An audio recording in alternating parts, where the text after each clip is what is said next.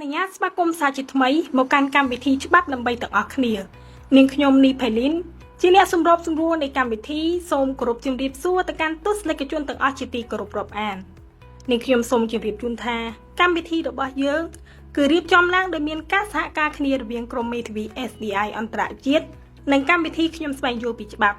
ដែលធ្វើឡើងនៅក្នុងគោលបំណងចែករំលែកនៅចំណេះដឹងបទពិសោធន៍និងការស្វែងយល់អំពីទស្សនវិជ្ជាច្បាប់នានាដើម្បីលើកកម្ពស់ការយល់ដឹងរបស់យើងគ្រប់គ្នាហើយវគ្គទី3នេះផងដែរយើងនឹងលើកយកពីសំណួរដើម្បីបង្ហាញទៅកាន់ទស្សនិកជនរបស់យើងទាំងអស់គ្នាពាក់ព័ន្ធជាមួយនឹងប្រធានបទថ្មីមួយទៀតគឺ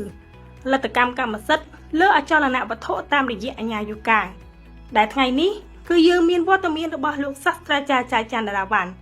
ដែលលោកគឺជាស្ថាបនិកនៃកម្មវិធីខ្ញុំស្វែងយល់ពីច្បាប់និងជាគ្រូបណ្ដុះបណ្ដាលមួយរូបដែលបង្រៀននៅ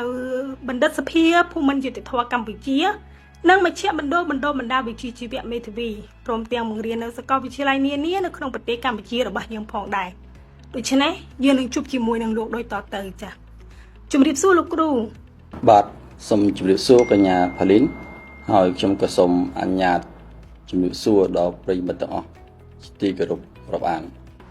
ចាអរគុណច្រើនលោកគ្រូដូច្នេះមុននឹងឈានចូលទៅដល់ការបកស្រាយនៅប្រធានបទខាងលើនេះខ្ញុំសូមអនុញ្ញាតជម្រាបសួរលោកគ្រូថាតើអ្វីគឺជាលទ្ធកម្មកម្មសិទ្ធិលើអចលនវត្ថុបាទសូមអរគុណបងអូនផាលីនចំពោះការចោទជាសំណួរដែលតែងតែមានការលើកឡើងជាញឹកញាប់ចំពោះសំណួរដែលបងអូនផាលីនបានចោទសួរថាតើអ្វីទៅជាលទ្ធកម្មកម្មសិទ្ធិលើអចលនវត្ថុចំពោះសំណួរខាងលើនេះលោកគ្រូសូម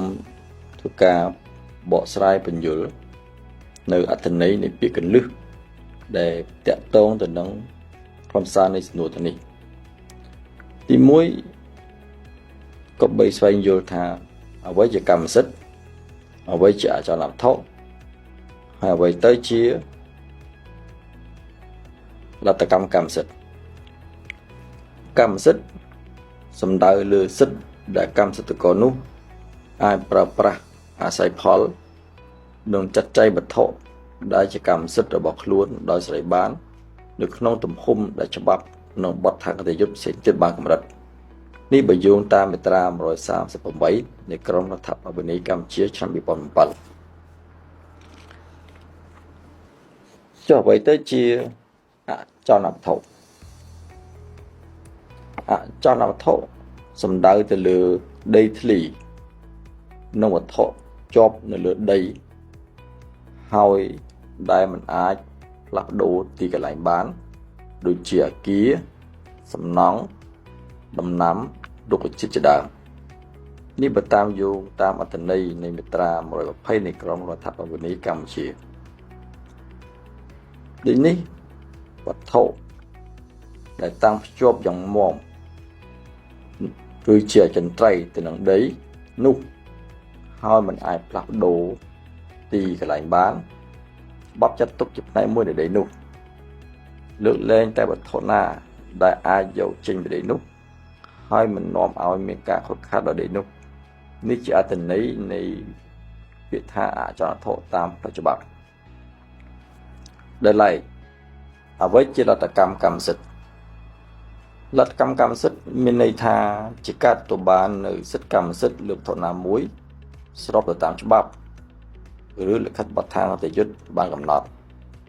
ឧទាហរណ៍លទ្ធកម្មកម្មសិទ្ធិលើអចលនវត្ថុ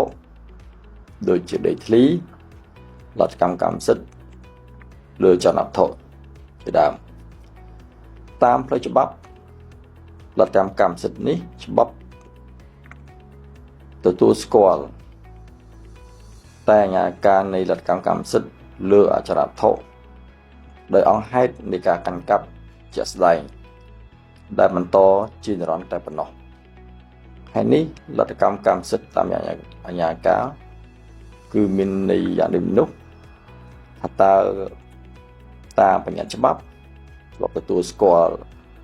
លទ្ធកម្មកម្មសិទ្ធិតាមរយៈអាជ្ញាការដូចដូចម្ដេចតាមបញ្ញត្តិច្បាប់នៃក្រមរដ្ឋប្បវេណីកម្ពុជាមាត្រា160 162បានផ្ដល់នៅ ការទទួលបាននូវកម្មសិទ្ធិលើវត្ថុណាមួយជាពិសេសលើអចលនវត្ថុក្នុងនៃប្រតិបត្តិរបស់យើងអាចត្រូវបានធ្វើឡើងតាមរយៈកិច្ចសញ្ញាផ្សេងសតតកម្មនិងតាមរយៈអញ្ញាការដើម្បីឲ្យងាយយល់នៅសំណួរអំពីលទ្ធកម្មកម្មសិទ្ធិថាតើលទ្ធកម្មកម្មសិទ្ធិទៅតាមទិដ្ឋិនៃច្បាប់មាត្រា110 112នោះលោកគ្រូសូមអនុញ្ញាតលើកជាឧទាហរណ៍បញ្ជាក់ជូនរបៀបនៃលទ្ធកម្មសិទ្ធិតាមរយៈទិដ្ឋភាពដែលច្បាប់បានចែងទី1គឺលទ្ធកម្មសិទ្ធិអាចទទួលបានតាមរយៈកិច្ចសញ្ញាផ្សេងតាមរយៈសតតកម្មនិងតាមរយៈអញ្ញាការលោកគ្រូសូមលើកជាឧទាហរណ៍លទ្ធកម្មសិទ្ធិខ្លះបានតាមរយៈកិច្ចសញ្ញាដូចជាកិច្ចសញ្ញាទិញលក់មានន័យដូចហៅថាកិច្ចសញ្ញាទិញលក់កិច្ចសញ្ញាទិញលក់សំដៅលើការលក់ទិញឬសំដៅលើកិច្ចសញ្ញាមួយដែលភាគីម្ខាងហៅថាអ្នកលក់មានករណីកិច្ចផ្ទេរកម្មសិទ្ធិឬសិទ្ធិផ្សេងទៀតទៅឲ្យភាគីម្ខាងទៀតហៅថាអ្នកទិញដែលមានករណីកិច្ចត្រូវទូទាត់ឬចេញថ្លៃជាប្រាក់ឲ្យអ្នកលក់នេះបើតាមមាត្រា515នៃក្រមរដ្ឋបាលនីកម្ពុជាឆ្នាំ2007អញ្ចឹងក្នុងករណីនេះប្រសិនបើមានការលក់ទិញអ្នកទិញគាត់នឹងទទួលបាននៅកម្មសិទ្ធិលើវត្ថុដែលគាត់បានទិញក្នុងនេះគេហៅថាលទ្ធកម្មសិទ្ធិតាមរយៈកិច្ចសញ្ញាដែលកិច្ចសញ្ញានេះគឺកិច្ចសញ្ញាទិញលក់លោកគ្រូសូមលើកឧទាហរណ៍លទ្ធកម្មសិទ្ធិតាមកិច្ចសញ្ញាផ្សេងទៀតឧទាហរណ៍ដូចជាកិច្ចសញ្ញាដូរការដូរគឺសំដៅលើការសន្យាដែលភាគីទាំងសងខាងធ្វើការផ្ទេរសិទ្ធិឲ្យលើទ្រព្យសម្បត្តិក្រៅពីប្រាក់ទៅវិញទៅមកត្រូវមានអនុភាពនៅពេលដែលមានការសន្យាដែលភាគីទាំងសងខាងសន្យាធ្វើការផ្ទេរសិទ្ធិលើទ្រព្យសម្បត្តិឲ្យគ្នាទៅវិញទៅមកក្រៅពីប្រាក់នេះតាមបញ្ញត្តិមាត្រា566នៃក្រមបវនីដូច្នេះបើភាគីម្ខាងគាត់ទទួលបានការផ្ទេរកម្មសិទ្ធិលើវត្ថុណាមួយហើយភាគីម្ខាងទៀតក៏ទទួលបានការផ្ទេរកម្មសិទ្ធិលើភាគីណាកម្មសិទ្ធិលើវត្ថុណាមួយឬទ្រព្យណាមួយដែរនោះមានន័យភាគីទាំងសងខាងគាត់ដូរទ្រព្យសម្បត្តិទៅវិញទៅមកសិទ្ធិលើទ្រព្យសម្បត្តិទៅវិញទៅមកអញ្ចឹងភាគីទាំងសងខាងគឺអាចទទួលបានកម្មសិទ្ធិតាមរយៈការដូរនេះឯងនេះគឺជាទិដ្ឋិច្បាប់មួយដែលច្បាប់បានបញ្ញត្តិអំពីលទ្ធកម្មសិទ្ធិដោយកិច្ចសញ្ញាក្នុងន័យឧទាហរណ៍លោកគ្រូខាងលើជាការដូរលោកគ្រូសូមលើកឧទាហរណ៍មួយទៀតអំពីលទ្ធកម្មសិទ្ធិតាមកិច្ចសញ្ញាដែរដូចជាប្រទានកម្មជាកិច្ចសញ្ញាមួយដែលត្រូវមានអានុភាពដោយភាគីម្ខាងបង្ហាញឆន្ទៈដល់ឲ្យភាគីម្ខាងទៀតនៅទ្រព្យសម្បត្តិដោយមិនយកថ្លៃហើយភាគីម្ខាងទៀតយល់ព្រមទទួលនេះបើតាមមាត្រា568នៃក្រមរដ្ឋបាលនីបានឲ្យអត្ថន័យប្រទានកម្មយ៉ាងដូចនេះក្នុងន័យនេះមានន័យថាភាគីម្ខាងដែលទទួលទ្រព្យសម្បត្តិដោយមិនយកថ្លៃដោយអំណោយពីភាគីណាមួយនោះគឺភាគីដែលទទួលអំណោយនោះគាត់នឹងទទួលបានកម្មសិទ្ធិតាមរយៈប្រទានកម្មនេះឯងកិច្ចសញ្ញាប្រទានកម្មនេះឯងក្នុងន័យនេះគឺមានន័យថាភាគីទទួលទ្រព្យសម្បត្តិដោយអំណោយដែលប្រទានកម្មឲ្យគេមិនយកថ្លៃនោះហើយគាត់យកព្រមទទួលមានន័យថាគាត់ធ្វើលទ្ធកម្មសិទ្ធិលើវត្ថុដែលគេបានផ្ដល់ឬប្រទានកម្មឲ្យគាត់ដោយមិនយកថ្លៃតាមរយៈប្រទានកម្មដែលប្រទានកម្មគឺជាកិច្ចសញ្ញាមួយនេះគឺជាអត្ថន័យជាឧទាហរណ៍ដែលពាក់ព័ន្ធនឹងខ្លឹមសារនៃច្បាប់ដែលថាលទ្ធកម្មសិទ្ធិអាចទទួលបានតាមរយៈកិច្ចសញ្ញាផ្សេងៗជាបន្តនេះគឺលោកគ្រូសូម คือการបញ្ជាក់អំពីសិទ្ធិច្បាប់ដែលបានចែងផងដែរថាលទ្ធកម្មកម្មសិទ្ធិអាចត្រូវបានធ្វើឡើងតាមរយៈសតតកម្មអ្វីជាសតតកម្មសតតកម្មគឺជាការទារកម្មសិទ្ធិឬករណីកិច្ចរបស់មតកជនទៅឲ្យសត្វជនម្នាក់ឬជនអ្នកតាមឆន្ទៈឬតាមច្បាប់នេះបើយោងតាមបញ្ញត្តិនៃមាត្រា114 1145 នៃក្រមរដ្ឋប្រវេណីឆ្នាំ2007របស់កម្ពុជាមានន័យថាម៉េចក្នុងន័យសតតកម្មនេះមានន័យថាបុគ្គលឬសតជនម្នាក់ចឹងដែលបានទទួលនៅទ្រព្យសម្បត្តិពីបទកជនឬអ្នកដែលបានស្លាប់ទៅនោះតាមបណ្ដាំក្តីតាមច្បាប់ក្តីគឺគាត់នឹងក្លាយទៅជាកម្មសិទ្ធិករគាត់ទទួលបាននូវកម្មសិទ្ធិលើទ្រព្យសម្បត្តិដែលគាត់បានទទួលទៅតាមច្បាប់ឬតាមបណ្ដាំរបស់គាត់បណ្ដាំរបស់អ្នកដែលដំទុកឲ្យគាត់នោះអញ្ចឹងនេះហើយគេហៅថាលទ្ធកម្មសិទ្ធិតាមរយៈសតតកម្មបញ្ញត្តិនៃច្បាប់របស់យើងគឺ1145នៃក្រមរដ្ឋប្រវេណីដូច្នេះមកដល់ត្រឹមនេះយើងអាចយល់បានអត្ថន័យអំពីសំណួរដែលបងអូនបាន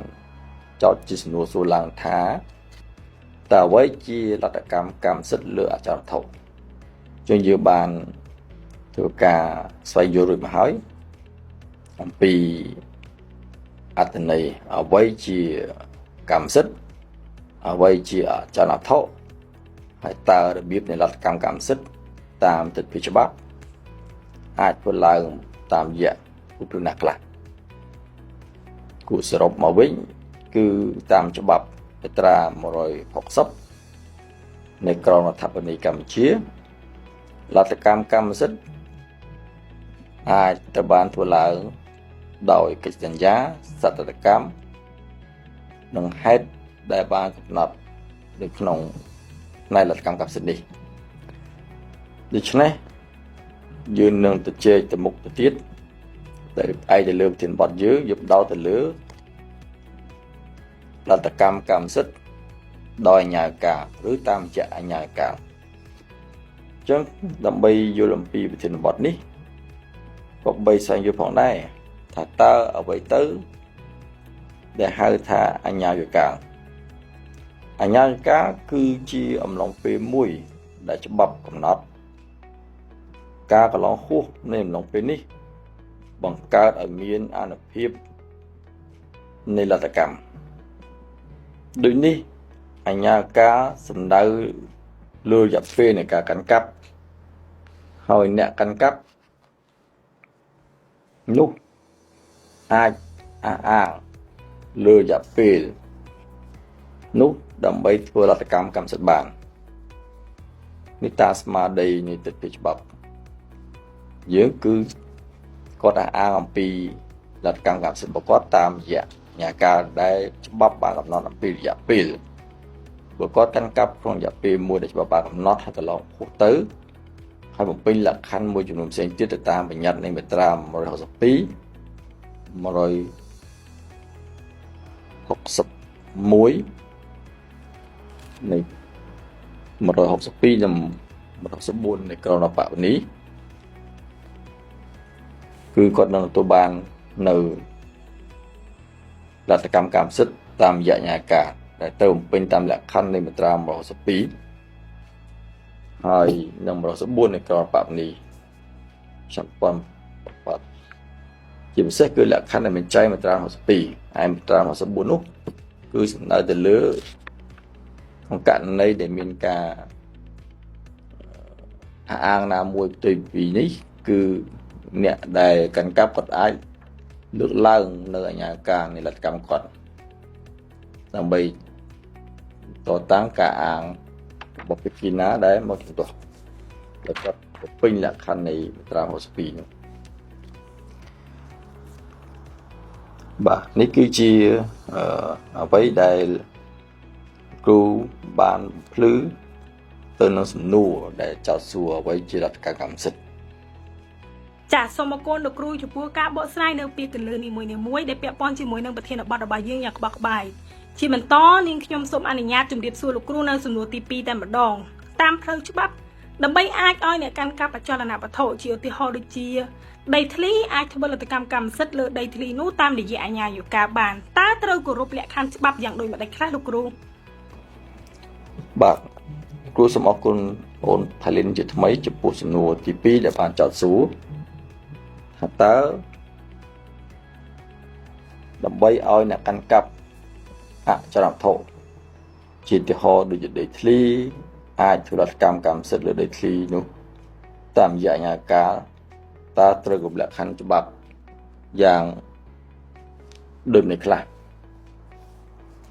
ជាដំបូងយើងត្រូវចងចាំថាលទ្ធកម្មនៃកម្មសិទ្ធិដោយអាជ្ញាការគឺសំដៅដល់ការទទួលបានកម្មសិទ្ធិតាមអាជ្ញាការពាក្យថាអាជ្ញាការលោកគ្រូបានបញ្យល់បកស្រាយខាងលើដូចមកហើយថាវាសំដៅលើអំឡុងពេលមួយដែលច្បាប់កំណត់ការកន្លងហួសនៃអំឡុងពេលនេះបង្កើតឲ្យមានអានុភាពនៃលទ្ធកម្មសិទ្ធិដូចនេះអាជ្ញាការនេះសំដៅរយៈពេលការកាន់កាប់ហើយអ្នកកាន់កាប់នោះគាត់អាចអាងលើរយៈពេលនោះដើម្បីធ្វើលទ្ធកម្មកម្មសិទ្ធិលើវត្ថុដែលគាត់បានកាន់កាប់តាមទិដ្ឋិច្បាប់មាត្រា162នៃក្រមរដ្ឋបាលនីកម្ពុជាយើងអាចរកឃើញថាលក្ខខណ្ឌនៃអាជ្ញាការនៃលទ្ធកម្មសិទ្ធិ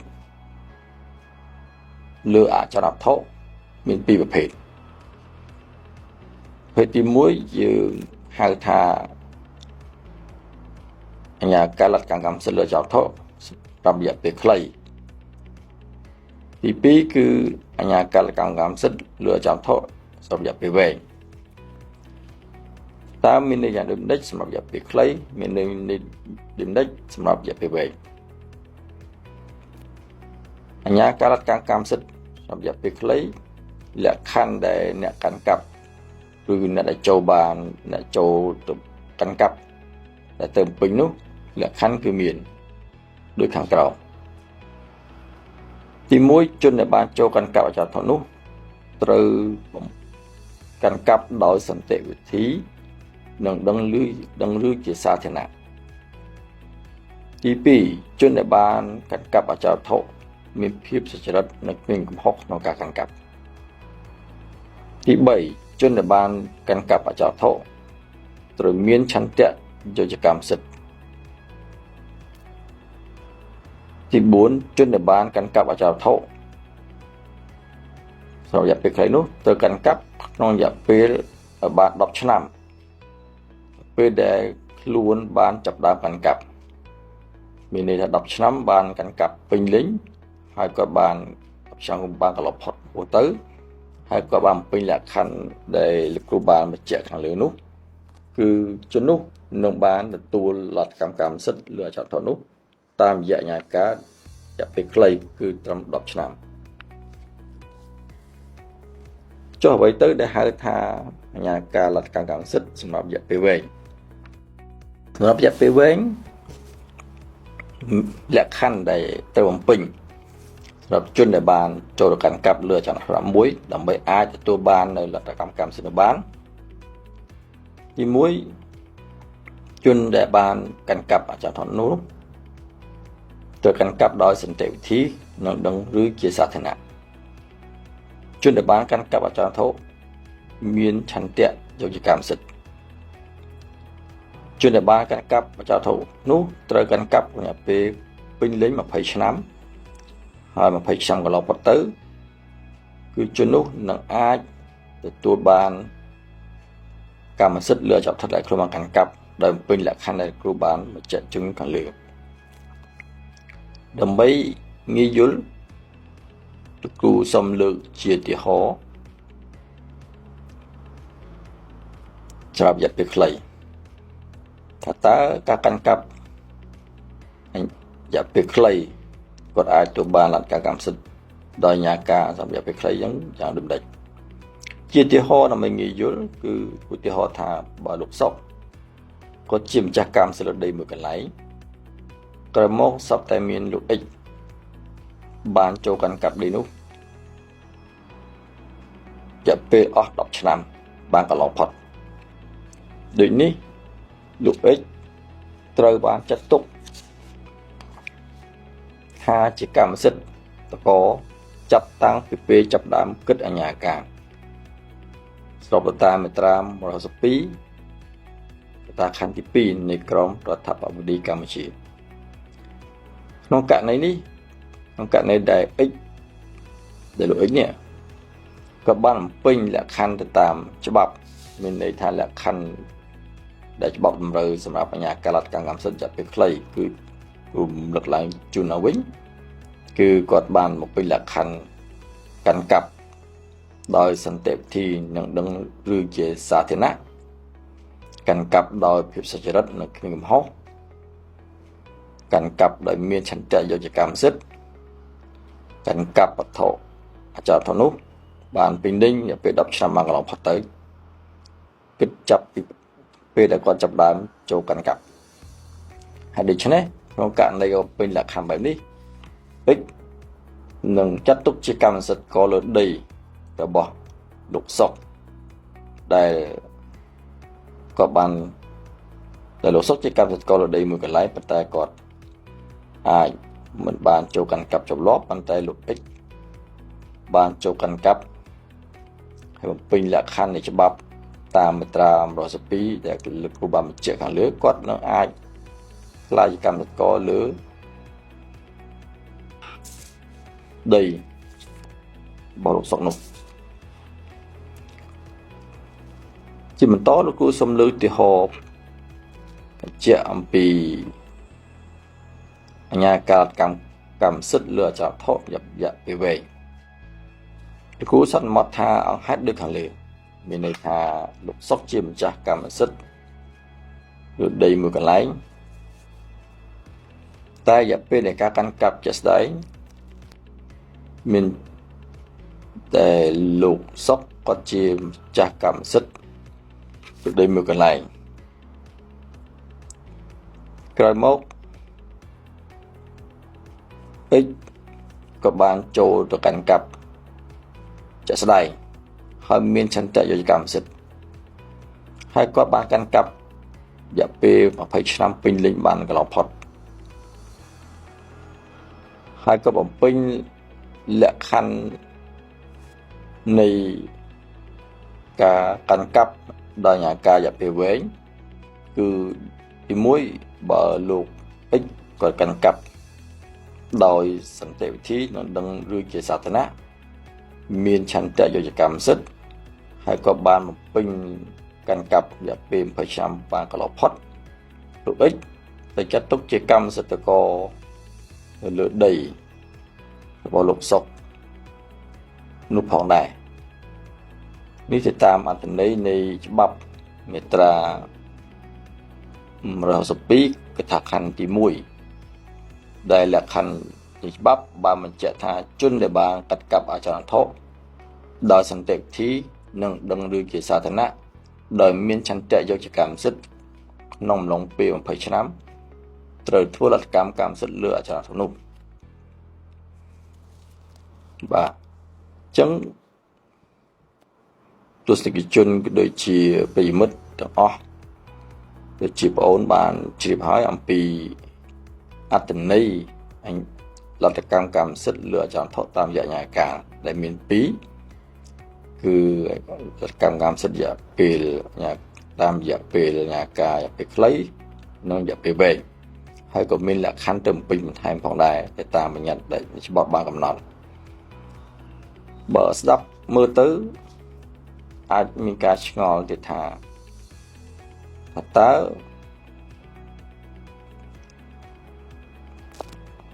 សម្រាប់អាជ្ញាការទាំងពីរនេះវាមានន័យ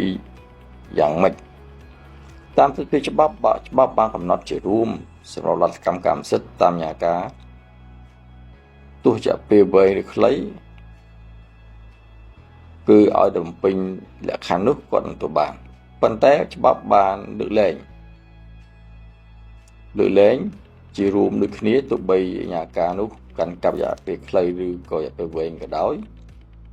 គឺមិនត្រូវបានអនុញ្ញាតចំពោះដីឬទស្សនសម្បត្តិរបស់រដ្ឋឡើយដូចនេះនៅក្នុងទស្សនវិជ្ជាច្បាប់ជនដែលបានចូលកាន់កាប់ដីឬអចលនវត្ថុដែលជាកម្មសិទ្ធិរបស់រដ្ឋគឺមិនត្រូវបានអនុញ្ញាតឲ្យធ្វើលទ្ធកម្មកម្មសិទ្ធិតាមរយៈអាជ្ញាការនោះទេទោះបីបំពេញលក្ខខណ្ឌនៃច្បាប់ខាងលើក៏ដោយនេះបើយោងតាមមាត្រា162កថាខណ្ឌទី3នៃក្រមបវនីកម្ពុជាបានកំណត់យ៉ាងដូចនេះមានន័យថាមិនទទួលស្គាល់អាជ្ញាការកម្មសិទ្ធិលើអចលនវត្ថុដែលជាដីឬជាកម្មសិទ្ធិរបស់រដ្ឋនោះទេនេះជាករណីលើកលែងប៉ុន្តែជារួមបើមិនមែនជាទ្រព្យសម្បត្តិឬអចលនវត្ថុរបស់រដ្ឋកម្មសិទ្ធិរបស់រដ្ឋទេតាមបញ្ញត្តិមាត្រា162កថាខណ្ឌទី1ទី2នៃក្រមរដ្ឋបវនីកម្ពុជាទទួលស្គាល់តែអាជ្ញាការនកម្មសិទ្ធិលើអចលនវត្ថុដល់ហេតុនៃការកាន់កាប់ជាក់ស្ដែងហើយដែលបន្តជារន្តមានន័យថាជនដែលបានកាន់កាប់ជាក់ស្ដែងហើយជាប់ជានិរន្តរ៍ហើយបំពេញលក្ខខណ្ឌសម្រាប់ជាពេលខ្លីពេលវែងដូចបានចែកខាងលើជននោះនឹងចាត់ទុកជាកម្មសិទ្ធិករចាប់តាំងពីដែលចាប់ដើមគិតចូលកាន់កាប់ហើយការចូលកាន់កាប់គិតអាជ្ញាការពីនោះមក